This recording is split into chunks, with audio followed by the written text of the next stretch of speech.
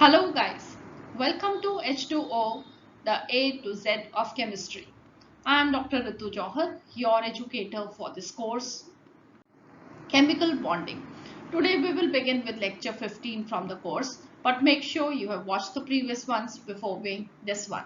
So in the last two lectures, we have been discussing about the dipole moment and the polarity of the bonds, right? So here, I hope you understand what is dipole moment, it being the product of the magnitude of the charges and the distance of separation between the two charges. Now you have also studied about the applications of the dipole moment in the last lecture, wherein I told you that one of the important applications of the dipole moment is going to be the shapes and the geometry of the molecules. And I also told you in the last lecture as well that we are going to devote a complete lecture on this application of dipole moment. This is because a very important application. Frequent questions are going to be framed from this topic, right? So please be very attentive when we discuss it step by step, understanding and developing our concept of the dipole moment.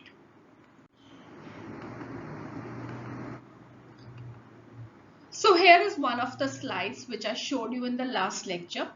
And here we have the various types of molecules, the AB, AB2, that means the diatomic, the triatomic, the various polyatomic molecules, their examples, their dipole moment values and the geometry they have. So we are going to basically study these geometries and the influence of the dipole moment on these geometries. So let us begin one by one all of these. So the first molecules that we discuss are the AB type of molecules. In this also I will be discussing the homonuclear diatomic molecules as well. Okay, so first of all the homonuclear molecules. So here we have the example of H2, O2, Cl2, N2, F2, and the covalent bond is being formed between two similar atoms. If it is formed between similar atoms, the shared pair of electrons is equally being attracted by both of the atoms, and it is going to be situated exactly between the two identical nuclei, and we call this as a non-polar covalent bond. In case of the heteronuclear diatomic molecules like HF, HCl, the electron pair is going to be displaced more towards fluorine and chlorine respectively, since the electronegativity of fluorine and chlorine, this is far greater than that of hydrogen, and what we have is a polar covalent bond, right? So in case of hydrogen it is shared equally, so center. In case of HF, there's a partial negative charge on fluorine and a partial positive charge on hydrogen, where we say that the bond is going to be a polar bond. There is creation of an electrical dipole, and hence this molecule is going to have some value of the dipole moment, right? So this is what we represent in this lowest structure or HF, that the dipole moment direction is from hydrogen to fluorine, because fluorine is more electronegative than hydrogen and the electron pair is displaced more towards fluorine. Similar is what we are going to represent for HCl molecule as well. Now, when we consider these molecules, hydrogen or the other homonuclear molecules, they are going to have a zero value of the dipole moment, as discussed in the last lecture as well, because there is no charge separation in these molecules, right? So the dipole moment is zero, therefore this is going to be a non-polar molecule. For HF to HI, you see the values are there for the dipole moment, which means that these molecules, they are polar molecules, right? And the value of the dipole moment is decreasing from HF to HI, which shows that there is a relationship between the dipole moment values and the polarity of the bond or the polarity of this molecule, because there is single bond. Fluorine being more electronegative, the dipole moment value is maximum. Iodine is least electronegative amongst all these, so it has the least value of dipole moment. Now what about the geometry of these molecules, right? So if you consider these two atoms, any one of them, let us consider like HCl only. So we consider these two atoms to be a dot. One dot over here, one dot over here. How are we going to join these two dots? We can join these two dots by a simple straight line, right?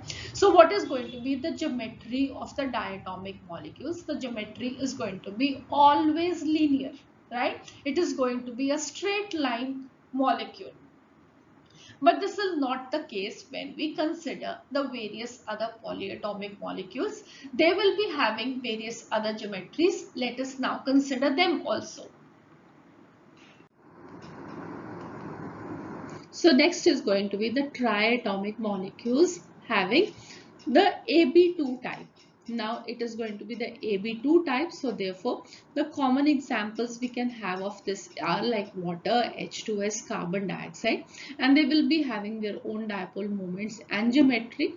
And this is going to be basically based on the fact that the are going to be two bonds between the three atoms of the molecule. These bonds, they may have their individual bond moments, but the net dipole is going to be either an enhanced value or it is going to be a reduced value. Why is this so? Because it is going to be the vector sum of the individual dipole moments, right? So let us understand this with the help of an example of beryllium fluoride. So in beryllium fluoride, beryllium is going to be the central atom because it has less electronegativity, and fluorine is going to go on the corners, right? Now, when these two bonds are going to be present, the individual dipole moment direction is going to be towards fluorine. So if it is going towards this fluorine, on the other side it is going towards the opposite side. And what do we have is that these are two similar bonds. So two similar bonds, they are going to act in the different directions, and they are going to cancel out the effect of each other being opposite and equal in magnitude, right? So what do we get? We get a zero dipole moment. Now, what do we mean by this is going to be that if these two are directed in the opposite direction, they are cancelling out. What is going to be the geometry? The geometry is going to be that we are considering this to be a dot, right? So if this is a dot and we are drawing one angle, one line towards this side, one line towards this side, what is going to be the angle over here? The angle is going to be 180 degree, right? If it is 180 degree, what is the shape of the molecule? It is going to be a linear molecule. So we can infer from here is that if we have a triatomic molecule with zero dipole moment, it is going to have what structure? It is going to have a linear structure. Similar case we can see in the case of carbon dioxide also. So carbon dioxide, carbon is going to be the central atom. It is less in number, it is having less electronegativity than oxygen, and oxygen is going to be on the sides, the corner atoms. And now if you see the individual bond moments, again there is going to be some value because oxygen being more electronegative than carbon, and the direction of the dipole is going towards oxygen, right? So again we have two similar bonds. So two similar bonds, two opposite directions of the dipole, and they are going to be equal in magnitude. They are going to cancel out the effect of each other. What we get as the net dipole moment is zero, right? And if the dipole moment is zero, this means that carbon dioxide is also going to be a linear molecule, right? So whenever there is a linear molecule, there is going to be zero dipole moment, or when there is zero dipole moment, you can say that the molecule, this is going to be linear in shape when we consider a triatomic molecule. The next example that we are going to have of this AB2 type of molecule is going to be the water molecule, right? So in the water molecule, what if we are going to draw the lowest structure is going to be, we are going to have oxygen as the central atom and hydrogen as the corner atoms. Why is it so? Well, you are going to say that oxygen is going to be less electronegative or more electronegative. It is going to be more electronegative, but again it is the central atom because hydrogen is never going to be the central atom because it forms only one bond. Okay, so we have oxygen to be the central atom and we have two bonds over here. Had this been a linear molecule, what would have been the dipole moment value? It would have been 0. Okay, but what do we get? Actually, the value of the dipole moment of the water molecule is 1.84 dpi. So how do we explain this? There are going to be two bonds. They should have cancelled each other, the direction of the dipole being in the opposite directions, but we are not getting a 0 dipole moment. We are getting some value. This can be only explained by the fact that this molecule is not a linear molecule, but it is an angular molecule, right? So the two dipole moments, they are at an angle. They are at an angle, so they are not going to cancel out each other, and there is going to be some resultant value of the dipole moment. Right, so I hope you can understand this, that water, we came to know that it is not a linear shape or a linear geometry, but it has a bent shape only because of the fact that we came to know the dipole moment values, they are some value. Okay, in the case of H2S also it is going to be the same thing. There is some dipole moment value, so this means that this will also have a bent shape. Okay, but the only difference is that water has a higher value of the dipole moment than H2S, and that is simply because of the fact that oxygen is more electronegative than sulfur. Next, what do we consider is two different molecules, that is water and F2F, both again of the AB2 type. What do we see as the dipole moment values of these two cases? Okay, what do we find is that the dipole moment value of F2O is much less than water. And you know that fluorine is much more electronegative than hydrogen. We would have expected the value of the dipole moment to be more in the case of F2O than in the case of water. But what we are finding is that that is not the case. Why is it so? Oxygen atom in both the cases is going to be the same. What is going to be different is going to be the value of fluorine, right? And hydrogen. That this is going to be what is different. Now, when this is different, what do we have over here is the direction of the dipole moment from oxygen to fluorine is in this direction, because fluorine is more electronegative out of these two. So this is going to be the direction. In this case, this is going to be the direction, and what we'll be having as a net uh, resultant of these two vectors is going to be in this direction. Right? When we consider oxygen and hydrogen bonds, the direction of the dipole is this, because oxygen is more electronegative. And what will be the resultant of these two dipoles? It will be in this direction. Okay, but now here what we have to consider is that oxygen has two lone pair of electrons, and the lone pair of electrons, they also have their dipole moment, which we call as the lone pair moment. Right, now this lone pair dipole is always going to be directed towards the lone pair. Okay, remember one thing, that this will be always directed towards the lone pair. Now when this is directed towards the lone pair, and if we do consider the net resultant of these two dipoles, it will be in this direction. So one up and one down, this is going to cancel out somewhat effect of each other. Okay, so what we are going to get as a resultant is going to be mu RL minus mu R, or it is mu R minus mu L, whatever is value going to be the higher one out of the 10. But here it is going to be a net dipole, which is going to be a reduced dipole. Whereas in case of water, the direction of the lone pair is going to be this. The bond pair is also going up. So what do we have here is going to be an enhanced dipole, right? So what do we get? Here in case of F2O, a reduced dipole, and in case of water, a enhanced dipole. And that is what is going to give us a different dipole, and that different is going to be that water has a higher dipole moment value than the F2O molecule. So the next type of molecules that we consider are the AB3 type of molecules, that is the tetratomic molecules, which are going to have three bonds between the 4 atoms. And the first example that we consider is the BF3 molecule. And what do we find for this molecule is that the dipole moment is 0. So how do we explain it?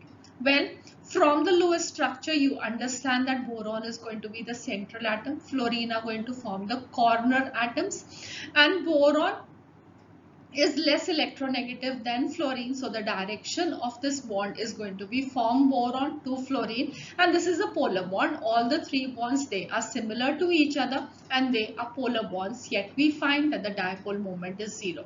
So how do we explain it is going to be simply again on the basis of the structure of this molecule. Boron at the center, the fluorine atoms form the corners of a triangle. Okay, and therefore this is going to be a planar molecule, and the shape of this molecule is going to be a trigonal planar shape. The shapes of these molecules we are going to discuss again. Do not worry if you do not understand how these shapes have been acquired, because we have to discuss them in detail when we will be discussing a theory that is called as the VSEPR theory. Okay.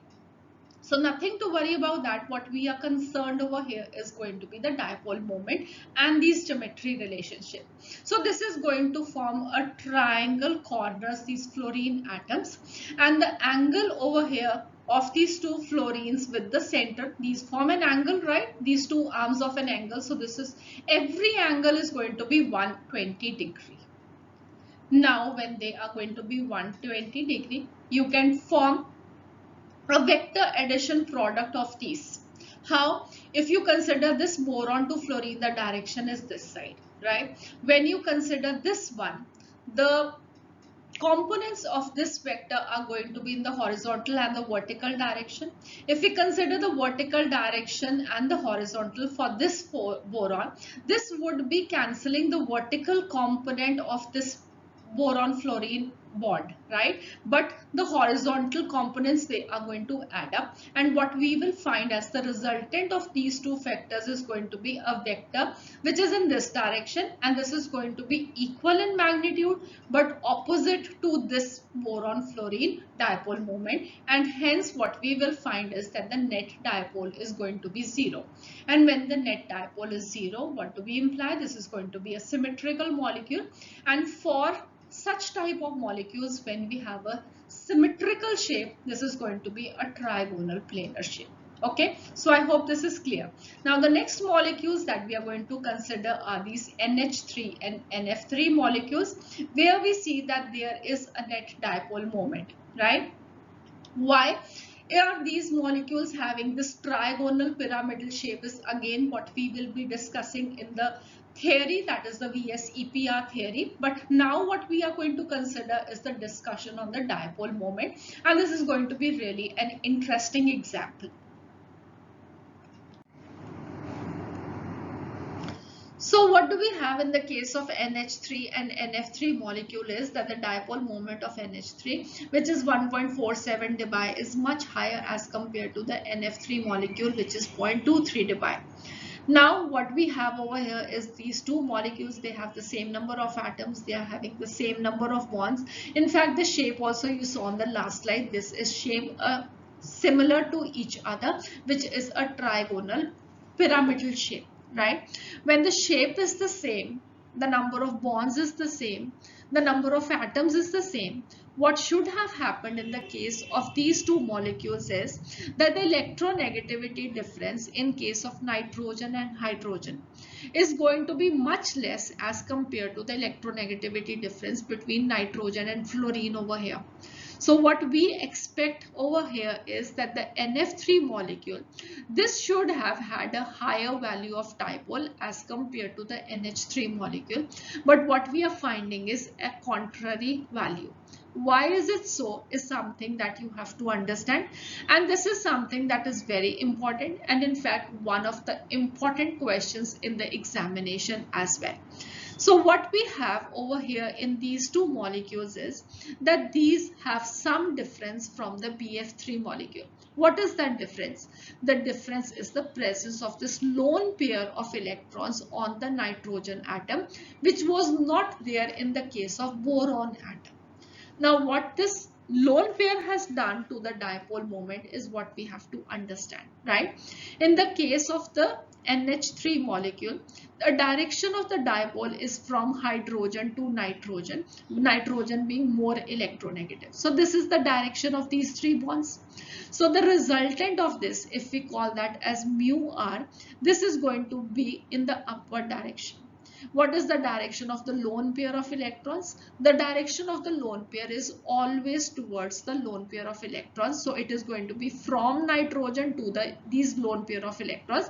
So this is also in the upward direction. This is also in the upward direction.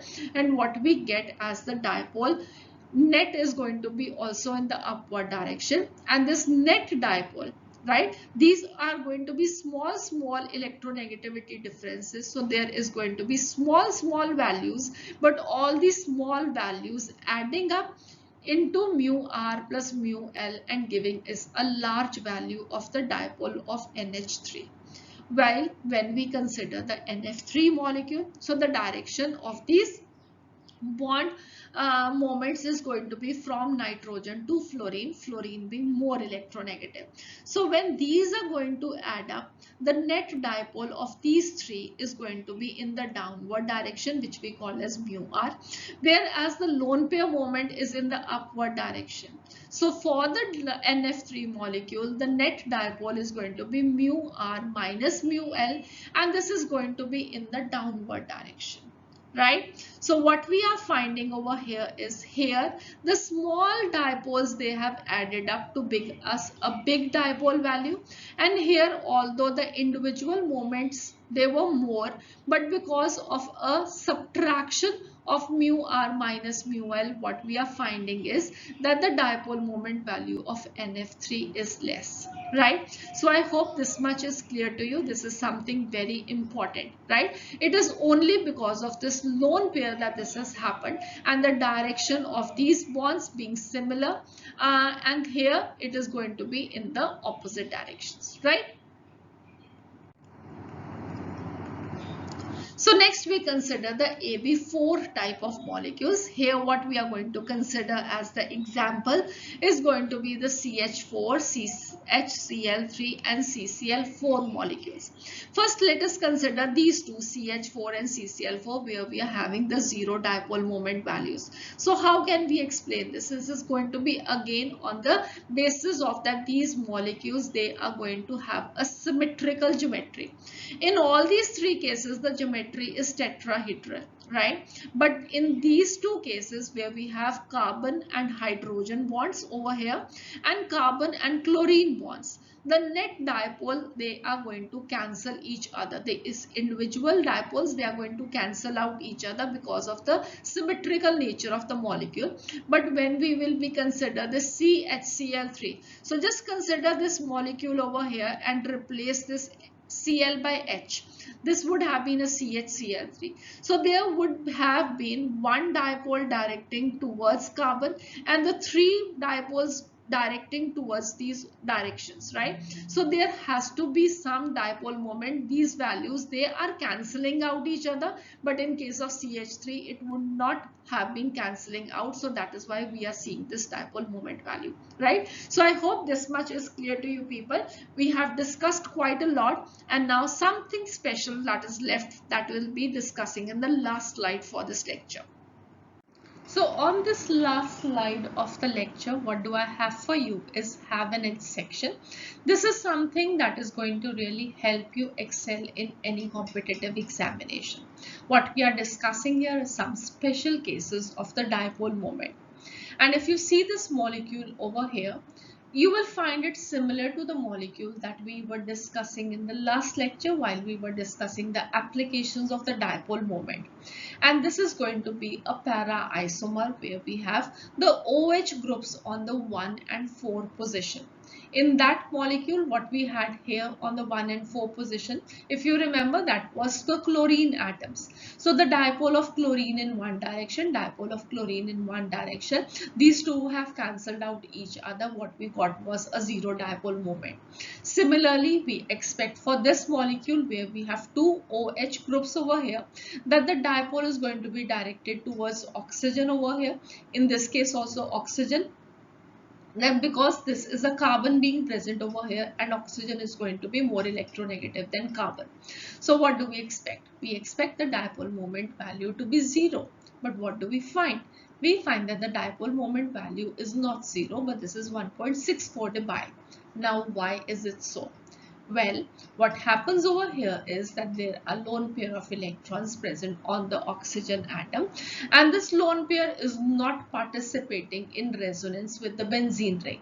And when the lone pairs, they are not participating in the resonance, this means that they will be having a dipole moment value, and these lone pair moments, they are going to be directed in the same direction.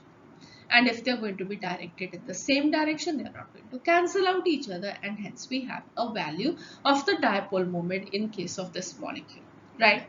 The next we have is the carbon monoxide molecule, which has a very low dipole moment of 0.112 dBi. Now why is it so? First of all, we have the lone pair of electrons, and the lone pair of electrons, the dipole moments, they are going to cancel out each other. Next, we have the bond moments. Now, in case of the bond moments, if we have this Lewis structure, as you can see over here, what will you find? You will find that the direction of the bond moment is going to be in this direction, from carbon to oxygen, oxygen being more electronegative, right? But one other possible Lewis structure for this carbon monoxide molecule is going to be this one, right? And what have we done in this? We have shifted one lone pair of electrons in the center to form a carbon oxygen triple bond, and this is a coordinate bond actually which is being formed. But to show a coordinate bond as a covalent bond, what do? We do that we put a positive charge over here, a negative charge over here. So what does this positive and negative charge mean? This negative charge means that the electron density on carbon has increased, whereas that on oxygen has decreased. So what is going to be the direction of the bond moment now? Well, the bond moment direction is going to reverse now from oxygen to the carbon atom. So we have two resonating structures, and in the resonating structures, in one of them, the direction is towards this side from carbon to oxygen, and in the other it is from oxygen towards carbon. And what do we find is that this molecule, this will therefore have a low dipole moment of 0.112 dBi, right? The next we consider the ozone molecule. So the ozone molecule, this is a polar molecule because of again the lone pair moments, and the resultant lone pair moment is not 0. Therefore, we have the ozone molecule as well to be a polar molecule, right? So I hope you have understood all these things and found them quite interesting as well. So that would be all for this lecture. I hope the whole lecture has been very exciting and interesting. You have learned new things. And in the next lecture, we are going to basically discuss the characteristics of the covalent compounds in detail, and also some important points which will be small topics, but really very important and interesting for you people. So please be with me for the next lecture, and for that you have to do simply one thing. Just subscribe to the channel H2O and click on the bell icon. You will get a notification the moment we put a lecture for you. And if you've liked the lecture, please do not leave before clicking on the like link. Thank you and have a nice day. God bless you.